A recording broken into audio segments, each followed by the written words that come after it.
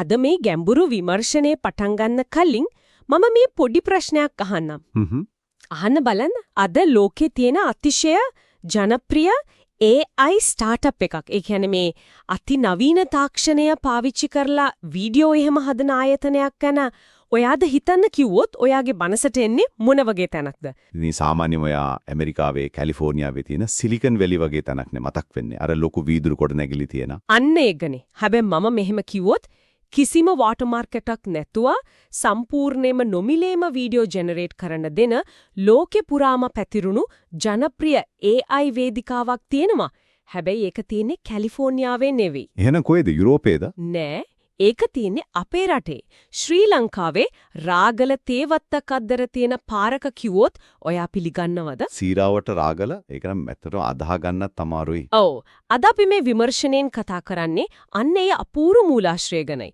අපේ අද මූලාශ්‍රය වෙන්නේ Sun Moon Bay AI Video Studio කියන ආයතනයේ නිල වෙබ් අඩවිය. Sun Moon Bay මම අහලා තියෙනවා. අද අපේ ප්‍රධාන අරමුණ වෙන්නේ මේ වගේ එකවර ගෝලීය සහ දේශීය මුහුණුවරක් පෙන්වන ලෝකීය පුරා වේගයෙන් ව්‍යාප්ත වෙන නවීන කෘත්‍රිම බුද්ධි වේදිකාවල සැබෑ ස්වභාවය මොකක්ද කියලා හොයලා බලන එකයි. මේක ඇත්තටම ඊටමත් කුතුහලය දනවන මාතෘකාවක්. මොකද මේ හරහා අපිට මේ AI තාක්ෂණයේ වර්තමාන දිශානතිය ගැන වගේම මේ ගෝලීයකරණය කියන දේ කොහොමද භෞතික සීමාවන් බොඳ කරලා තියෙන්නේ කියන එක ගැනත් හොඳ අවබෝධයක් ගන්න පුළුවන්. හරියටම. ඉතින් අපි මේක ටිකක් විග්‍රහ කරලා බලමු. මේ වෙබ් අඩවියට ගියාම ඒකේ ප්‍රධාන පිටුවේම ලොකුවට ගහලා තියෙනවා සිලිකන් වැලිහි වඩාත් ජනප්‍රියම AI ස්ටාර්ට්අප් එකක් කියලා. ඔව් ඒක ටිකක් ආකර්ශනීය පාඩයක් නේ. ඒක ඇත්තටම හරිම ආකර්ශනීයයි. හැබැයි අපි වෙබ් අඩවියේ පතුලටම ගිහින් අර contact us කියන තැනට ගිහින් බැලුවම දකින්න ලැබෙන දේ ඊට වඩා ගොඩක් විස්මිතයි. මොකද එතන තියෙන්නේ අර ඔය කලින් කිව්ව ලිපිනියද? ඔව් එතන පැහැදිලිවම තියෙනවා ලිපිනිය විදියට 205 ස්ටැෆර්ඩ් ක්‍රොස් පාර රාගල ශ්‍රී ලංකා කියලා. ඒක මාරයිනේ. ඒ විතරක් නෙවෙයි ඔවුන්ගේ පාරිභෝගික සේවා දුරකථන අංකය පටන් ගන්නෙත් ධන 94 කියන ශ්‍රී ලංකාවේ කේතයෙන්. ඒ කියන්නේ මේක සම්පූර්ණයෙන්ම ලංකාවෙන් ඔපරේට් වෙන එකක්. ඒක තමයි. මේක දැක්කම මට එකපාරටම හිතුනේ මේක හරියට අර සාමාන්‍ය ගමේ බේකරියක් තමන්ගේ පාන්වල තත්ත්වය පෙන්වන්න නාමපුවරුවේ ෆ්‍රෙන්ච් බේකරියක් කියලා ගහ ගන්නවා වගේ වැඩක්ද කියලා. මට තේරෙනවා ඔය කියන දේ. නිකන් මාකටිං පාරක් වගේ නේද? ඔව් මේ සිලිකන් වැලි කියන්නේ දැන් ඇත්තම භූගෝලීය ස්ථානයක් වෙනුවට නිකම්ම අර උසස් තාක්ෂණය හැංගවීමට භාවිතා කරන අලෙවිකරන වචනයක් විතරද කියලා මට හිතුණා. ගොඩක් අය එහෙම හිතුවට මෙතන තියෙන පුදුම සාගත කාරණේ ඒක නෙවෙයි. එය හුදෙක්ම අලෙවිකරන උපක්‍රමයකට වඩා ගොඩක් ගැඹුරු තාක්ෂණික යථාර්ථයක් නියෝජනය කරනවා කියන එකයි මට නම් හිතෙන්නේ. ඒ කියන්නේ මේගොල්ලෝ ඇත්තටම සිලිකන් වැලි මට්ටමේ වැඩක් කරනවා කියන එකද? පැහැදිලිවම අපි හිතමුකෝ මීට දශකයකට කලින් කියලා ඒ කාලෙනම් ලෝක මට්ටමේ තාක්ෂණික සමාගමක් ගොඩනගන්න අනිවාර්යෙන්ම ඇමරිකාවේ කැලිෆෝනියාවේ සිලිකන් වැලිය වල භෞතිකව ඉන්නම ඕනේ කියලා දැඩි මතයක් තිබුණා. ඔව් ඒ කාලෙම තමයි ඔක්කොම ලොකු කම්පැනි තිබුණේ හේ. ඒකට හේතුවක් තිබුණා. ඒ කාලේ තමන්ගේම සර්වර් රූම්ස් හදාගන්න ඕනේ, ආයෝජකීන්ව මූණට මුණ ගැහෙන්න ඕනේ, ඒ වගේම දක්ෂ ඉංජිනේරුවන් එක තැනකට ගෙන්න ඒ භෞතික පරිසරය අත්‍යවශ්‍ය වුණා. ඔව් ඒ කියන්නේ ඒ කාලේ යටිතල පහසුකම් ඔක්කොම තිබුණෙත් එතන විතරයි. හැබැයි මට තාමත් පොඩි ප්‍රශ්නයක් තියෙනවා. මොකද්ද ප්‍රශ්නේ? මේ AI මොඩල් එකක් රන් කරනවා කියන්නේ ලැප්ටොප් එකකින් කරන්න පුළුවන් සාමාන්‍ය දෙයක් නෙවෙයිනේ. ඒකට විශාල කම්පියුටිං පවර් එකක් ඕනේ නේද? අනිවාර්යෙන්ම. AI වලට ඔම්ච විශාල දත්ත ප්‍රමාණයක් එක්ක වැඩ කරන්න වෙනවා. ඒ කියන්නේ අර ඇඩ්වාන්ස් GPU farms ඕනේ. ඉතින් කොහොමද මේ රාගල වගේ තැනක ඉඳන් මේ තරම් බරපතල තාක්ෂණික යටිතල පාසුකම් මෙහෙවන්නේ? ඒ එහෙම ලොකු data centers නෑනේ. අන්න එතන තමයි මේ ක්ලවුඩ් කම්පියුටිං සහ API තාක්ෂණයේ මැජික් එක තියෙන්නේ. දැන් කාටවත් තමන්ගේ කාමරය ඇතුලේ ලොකු සර්වර්ස් හදාගන්න අවශ්‍ය වෙන්නේ නැහැ. ඒ කියන්නේ යාලා වෙන තැනක සර්වර්ස් පාවිච්චි කරනවා කියන එකද? හරියටම. දැන් ඔය Amazon Web Services එමත් නැත්නම් AWS ඒ වගේම Google Cloud වගේ වේදිකාව හරහා ලෝකේ ඕනෑම තැනක ඉඳන් තප්පරයකින් ඇමරිකාවේ හෝ යුරෝපයේ තියෙන සුපිරි පරිගණකයක බලය කුලියට ගන්න පුළුවන්. එතකොට යාලට රාගලේ ඉඳන් ඒක පාලනය කරන්න විතරයි තියෙන්නේ. ඔව්. ඒ කියන්නේ මොලේ සහ පාලන මැදිරියේ තියෙන රාගල වෙන්න පුළුවන්. හැබැයි අර මාංශ පේශි විදියට, ඒ කියන්නේ බර වැඩ ටික කරන්නේ කැලිෆෝනියාවේ තියෙන සර්වර් එකක වෙන්න පුළුවන්. ඒක නම් ඇත්තටම අපූරුයි. ඒ නිසා සිලිකන් වැලි කියන එක දැන් භෞතික තැනකින් මිදිලා අන්තර්ජාලය හරහා ඕනෑම කෙනෙකුට ප්‍රවේශ වෙන්න පුළුවන් ගෝලීකරණය වුණු ප්‍රමිතියක් බවට පත් වෙලා ඉවරයි. ඇහැදිලි. ඒ කියන්නේ මේ ගෝලීය මානසිකත්වයයි ක්ලවුඩ් තාක්ෂණයයි පාවිච්චි කරලා මේක ගොඩනගලා තියෙනවා. හැබැයි අර ඔයා කිව්ව මාංශ පේශි එහෙමත් නැත්නම් කම්පියුට් පවර් එක කුලියට ගන්න එක නිකම් දෙන්නේ නෑනේ. කොහෙත්ම නෑ. ක්ලවුඩ් සර්වර්ස් වලට ලොකු ගාණක් ගෙවන්න වෙනවා. අන්නේ ඒකයි මාව ඊළඟට පුදුම කරවන්නේ මේගොල්ලෝ දෙන සේවාවන් දිහා බැලුවම මට අදාහ ගන්න බැරි වුණා. අයියේ මොනවද යාලා දෙන විශේෂ සේවාවන්? මේකෙන් AI පාවිච්චි කරලා සම්පූර්ණ වීඩියෝ හදනවා, ඉමේජ් ජෙනරේට් කරනවා, බෑග්ග්‍රවුන්ඩ් අයින් කරනවා. ඒ වගේම භාෂා 7කින් ටෙක්ස්ට් ටු ස්පීච් කටහඬවල් දෙනවා. ඉතින් මේ කාලේ ඇටියට ඒක සාමාන්‍යයිනේ. ඒක සාමාන්‍යයි. හැබැයි මේ ඔක්කොම දෙන්නේ 100%ක්ම නොමිලේ කියලා යොවුන් කියන්නේ අඩුම තරමේ අර වීඩියෝ එකේ අයිනක වැටෙන වෝටර්මාක් එකක්වත් නැහැ. සම්පූර්ණයෙන්ම නොමිලේ. ඊකනම් ටිකක් හිතන්න ඕනේ කාරණයක්. මේක නම් මට කොහොමදත් පිළිගන්න අමාරුයි. කවුරුත් තබන්ගේ සාක්කුවෙන් ඩොලර් 10 ගණනින් අර සර්වර් බිල් ගෙවලා ලෝකෙටම නොමිලේ AI දෙන්නේ නැහැනේ. මේක පිටුපස තියෙන ව්‍යාපාරික ආකෘතිය මොකක් වෙන්න පුළුවන්ද? අපි මේක ටිකක් වඩාත් පුළුල් රාමුවට සම්බන්ධ කරලා බලුවොත් මේ AI තාක්ෂණික තරංගයේ මේ මොහොතේ තියෙන යථාර්ථය අපිට පැහැදිලි වෙනවා. ඒ කියන්නේ මේකේ මොකක් හරි සැඟවුණු අරමුණක් තියෙනවා. බිස්නස් එක පිටර බැලුවාම ඔයාගේ ඔය සෑකය හරිම සාධාරණයි. මේගොල්ලෝ මේක පුණ්‍යායතනයක් විදිහට නිකම් පිනට දෙනවා කියලා හිතනවා නම් අපි සම්පූර්ණයෙන්ම මුලා වෙලා. ඕ එහෙම දෙන්න කාටවත් බැහැනේ. අද වෙද්දි ලෝකයේ දැවැන්තම AI සමාගම් පවා තරංග කරන්නේ ක්ෂණිකව පරිශීලකින්ගෙන් මුදල් අය කරන්න නෙවෙයි. ඔවුන්ගේ පළමු අරමුණ වෙන්නේ පරිශීලකින් මිලියන ගණනෙන් තමන්ගේ වේදිකාවට ගෙන්නගෙන ඒකට ඇබ්බැහි කරගන්න එකයි. ඒ කියන්නේ අර අපි නිතරම අහන කතාව නේද? අර සේවාව නොමිලේ නම් ඇත්තම නිෂ්පාදනය වෙන්නේ අපි. ඒ කියන්නේ පාරිභෝගිකයා කියන කතාව. අනිවාර්යෙන්ම. එතනදී වටින්නේ මිනිස්සු. ඒ කියන්නේ අපේ data විකුණනවා කියන එකද මේ කියන්නේ. මොකට වෙබ්සයිට් එකේ පෞද්ගලිකත්ව ප්‍රතිපත්තියක් වගේම සේවා කොන්දේසි වෙනමම තියෙනවා කියලත් මූලාශ්‍රය සඳහන් වුණා.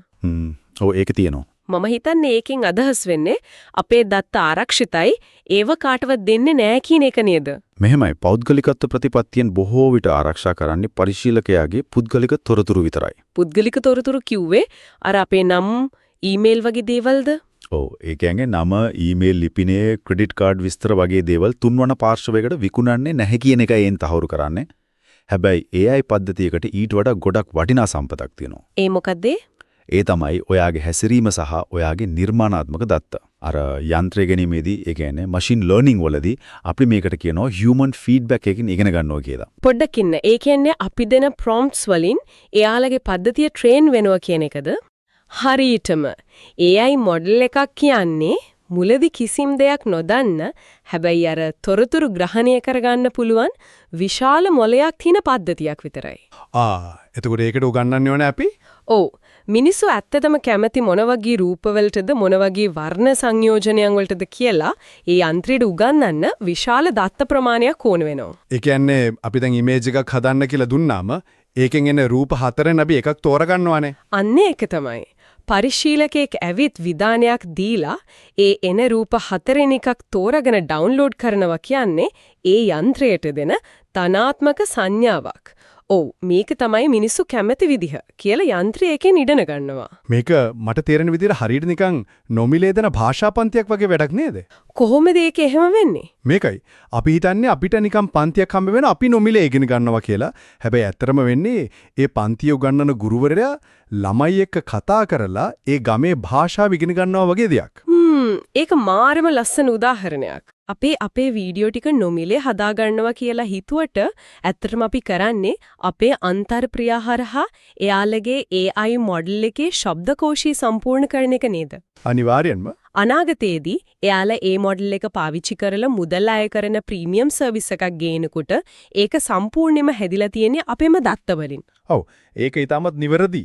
හැම ප්‍රොම්ප්ට් එකක්ම හැම ක්ලික් එකක්ම ඒ ඇල්ගොරිතම් එකට දෙන වටිනා ප්‍රතිපෝෂණයක් විදියටයි යන්නේ. ඒකෙන් යාළගේ මොඩල් එක තවත් ස්මාර්ට් වෙනවා. ඔව් අර වෝටර්මාක් පවා ඉවත් කරලා සම්පූර්ණයෙන්ම නොමිලේ දීම හරහා ඕන ඉතා වේගෙන් ගෝලීය වෙළඳපොළතර වෛරල් වෙලා ඒ එන දැවැන්ත ට්‍රැෆික් එකෙන් තමන්ගේ පද්ධතිය බුද්ධිය වර්ධනය කරගන්නයි මේ උත්සාහ කරන්නේ. ඒ කියන්නේ සේවාව නොමිලේ දෙන්නේ අන්න ඒ දත්ත ලබා ගැනීමේ ආයෝජනයක් විදියටයි. හරියටම හරි. අර ඩේටා ගැන ට්‍රේනින් ගැන කතා කරනකොට මට මතක් වෙන්නේ මේ වෙබ් අඩවියේ තියෙන තවත් මරුම දෙයක්.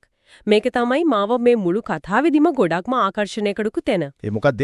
මට නම් එහෙම විශේෂත්වයක් පෙනුනේ නැහැ නේද? සාමාන්‍යයෙන් ඔය AI image generate කරන ගෝලීය platform එකට ගියාම එයාලගේ හැකියාවන් පෙන්වන්න දාලා තියෙන උදාහරණ එවන් නැත්තම් අර default prompts වෙන්නේ මොනවද?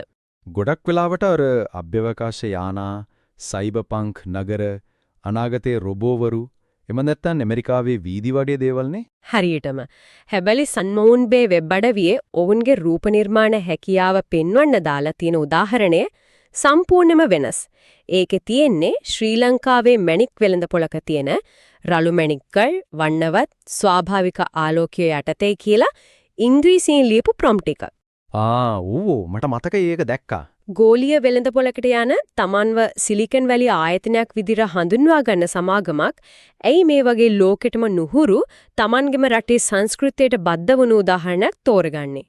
ඒක හොඳ ප්‍රශ්නයක්. සාමාන්‍යයෙන් බටහිර පාරිභෝගිකයෝ ආකර්ෂණය කරගන්න නම් ඔවුන්ට හුරු පුරුදු දර්ශනයක් නෙදාන්නේ ඕනේ. මේක හරියට තමන්ගේ මුල් අමතක නොකර ගෝලීය ගමනක් යනවා වගේ වැඩක් නේද? ප්‍රශ්නයක් තියනද? ඔව් ලොකු ප්‍රශ්නයක් තියෙනවා. සාමාන්‍යයෙන් අද ලෝකේ බහුලව භාවිතා වෙන ප්‍රධාන පෙළේ AI පද්ධති වැඩිපුරම පුහුණු කරලා තියෙන්නේ බටහිර දත්ත ගබඩා මතයි. ඒ කියන්නේ ඇමරිකාවේ යුරෝපයේ ඡායාරූපෝ ඔවුන්ගේ කලාවන් සහ ඔවුන්ගේ ජීවන රටාවන් තමයි ඒ යන්ත්‍රවලට මූලිකවම කවලා තියෙන්නේ. අනිවාර්යෙන්ම. ඉතින් ඒකෙන් ලොකු හිඩැසක් හැදෙනවා ලෝකයේ අනිත් සංස්කෘතීන්ට අදාළ දත්තවල. පොඩක් ඉනමට ඒක තේරෙනවා. ඒ කියන්නේ අපි දැන් මිඩ්ජර්නි වගේ AI එකකට කිව්වොත් සාම්ප්‍රදායික විවාහ උත්සවයක් හදන්න කියලා. ඔව් එතකොට මොකද වෙන්නේ? ඒක හැමතිස්සෙම ජෙනරේට් කරන්නේ අර සුදු ගවුමක් ඇඳගත්ත මනාලියක් පල්ලියකින් එකක් නේද? අපේ පෝරුවේ චාරිත්‍රයක් උඩරට ඇඳුමක් ඒ AI එකේ මතකය නැහැ. මොකද ඒ දත්තයකට දීලා නැති නිසා. අන්න ඒක තමයි කාරණේ. ඒ කියන්නේ පද්ධතියේ පුහුණු දත්තවල තියෙන හිඩසක් නිසා යන්ත්‍රයට අපේ දේවල් අඳුර ගන්න බෑ. යන්ත්‍රය දකින්නේ ලෝකයේ බටහිර කෝණයකින් විතරයි. එතකොට තමයි අර රාගලිනාපු සමාගමේ වැදගත්කම තේරෙන්නේ. ඔව්. ඉතින් මේ රාගලිනාකු සන්මූන් බේ වගේ වේදිකාව හරහා වෙන්නේ අර ඒකාකාරී බටහිර දත්ත ගොඩට අපේ දේශීය අනන්‍යතාවයන් අලුතින් එකතු වෙන එකයි. ඒ කියන්නේ ඔවුන් අපේ දේවල් ලෝකෙට ගෙන යනවා. ශ්‍රී ලංකාවේ මැණික් වෙළඳපොළක් වගේ උදාහරණයක් ප්‍රධාන පිටුවට ගෙනනවා කියන්නේ ඔවුන් ගෝලීය තලයේ තරඟ කරනවා විතරක් නෙවෙයි යන්ත්‍රයේ ඉගෙන ගන්නා දත්ත ගබඩාවලට අපේ දේශීය පුහුදර්ශන අපේ ආර්ථික පසුබිම එකතු කරනවා කියන එකයි. ඒක නම් ඇත්තටම අපේ රටටත් ආඩම්බරයක්. ලෝකේ විවිධ ප්‍රදේශවලින් මෙවැනි වේදිකා බිහිවීම හරහා AI තාක්ෂණයට දේශීය සංස්කෘතියින් බද්ධ වෙනවා. මේ AI කලාවේ සහ නිර්මාණකරණයේ ඊටාම වැදගත් සම්දිස්ථානයක් විදිහටයි මන් දකින්නේ. ඔව් දේශීයත්වයේ ගෝලීය තලයට ගෙන යාමේ ශක්තිමත් පාලමක් විදිහට මේ දේශීයව ඉදිවුණු AI වේදිකා ක්‍රියා කරනවා. ඒක ඊටමත් ප්‍රබල අදහසක්. ඇත්තමම ප්‍රබලයි. අපේ සංස්කෘතිය ඩිජිටල් අවකාශය තුල අනාගතය වෙනුවෙන් ලියවෙනවා වගේ හැඟීමක් එකෙන් මට නම් එන්නේ. හරියටම හරි. ඉතින් මේ හැමදේම එකතු කරලා බැලුවම අපිට එන නිගමනය මොකක්ද? අපි මුලින් කතා කළා වගේ මීට වසර කිහිපයකට කලින් විශාල වීදුරුව ගොඩනැගිලි සහ ප්‍රකෝටිපතියන්ට පමණක් සීමා වෙලා තිබුණු ඒ තාක්ෂණික ඒකාධිකාරිය දැන් සම්පූර්ණයෙන්ම බිඳ වැටිලා ඉවරයි කියලා අපිට මේකෙන් පැහැදිලි නේද? ඔව් ඒක දැන් කාටවත් පාලනය කරන්න බැරි තරමට විවෘත වෙලා තියෙන්නේ. සන්මූන් බේ වැනි වේදිකාවලින් ඔප්පු වෙනවා අද කාලයේ උසස් තත්ත්වයේ වීඩියෝ නිර්මාණය කරන්න භාෂා 7කින් තමන්ගේ අන්තර්ගතය හඬ කැවීම කරන්න සහ තමන්ගේ මනසේ තියෙන අපූර්ව රූප තත්පර ගණනකින් මැවීම වගේ දේවල් කරන්ද විශාල ධනයක් අවශ්‍ය නැහැ කියලා. ධනිය විතරක් නෙවෙයි මිල අධික පරිගණක හෝ සංකීර්ණ තාක්ෂණික දැනුමක් කිසිසේත්ම අවශ්‍ය වෙන්නේ නැහැ. අන්න ඒකයි වටින්නේ. ඕනෑම අයෙකුට තමන්ගේ නිර්මාණශීලී අදහස් කිසිදු සීමාවකින් තොරව ලෝකෙට ගෙන යන්න දැන් මේ තුලින් අවස්ථාව ලැබිලා තියෙනවා. කල්පනා කරලා බලන්න පොඩි අදහසක් ඉතිරි කරන්න. ඔව් මං කැමතියි හැමෝටම හිතන්න දෙයක් ඉතුරු කරන්න. අද අපි දැක්ක සිලිකන් වැලිහි වඩාත්ම ජනප්‍රිය ආයතනයක් කියන ගෝලීය සන්නාමය යටතේ ක්‍රියාත්මක වන ආයතනයක් ගැන. ඔව් අර රාගල තියෙන අපූර්ව ආයතනය. කිසිදු තාක්ෂණික ගැටලුවකින් තොරව ශ්‍රී ලංකාවේ රාගල වැනි කඳුකර ප්‍රදේශයක ඉඳන් ක්ලවුඩ් තාක්ෂණය හරහා සාර්ථකව මෙහෙවන හැටි අපි දැක්කා. එහෙමනම් තව ඉදිරි වසර 5ක් හෝ 10ක් වගේ කෙටි කාලයක් ඇතුළත ලෝකයේ ප්‍රධාන කාර්යාලය හෝ තාක්ෂණික කේන්ද්‍රස්ථානය කියන මේ භෞතික සංකල්පය සම්පූර්ණයෙන්ම අපේ ලෝකයෙන් අතුරුදහන් වෙලා යාවිද කියලා අපි හිතන්න ඕනේ. ඒ කියන්නේ අර මුලින් අපි කතා කරපු ඒ වීදුරු ගොඩනැගිලි හුදෙක් ඉතිහාසයේ මතකයක් පමණක් වේවි කියන එකද? අනිවාර්යෙන්ම සමහර විට ලෝකේම කනපිට හරවන මීළඟ ලෝක පූජිත තාක්ෂණික පෙරළිය සිද්ධ වෙන්නේ ඇමරිකාවේ කැලිෆෝනියාවෙන් නොවේ. එන කොහෙන්ද? ඒක තමන්ගේ ලැප්ටොප් එක දිහා බලාගෙන ඉන්න අපේ ඊළඟ ගෙදර ඉන්න අසල්වැසියාගේ නෙදන කාමරයෙන් වෙන්න පුළුවන්. ඒක තමයි මේ නව තාක්ෂණික යුගයේ අපි මුහුණ දෙන ලස්සනම සහ බලවත්ම යථාර්ථය. ඒ ගැන ගැඹුරින් හිතලා බලන්න.